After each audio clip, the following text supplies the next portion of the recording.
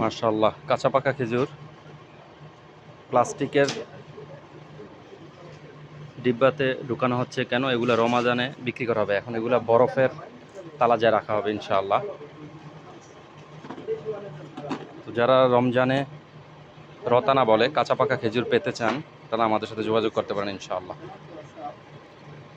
এরকম আমাদের প্রায় 50,000 এইরকম প্লাস্টিকের উলবা, আরবিতে উলবা বলে, আমরা সংগ্রহে রাখতেছি আলহামদুলিল্লাহ। ইনশাআল্লাহ রমাজানের পূর্বে এগুলো বিক্রি করা হবে।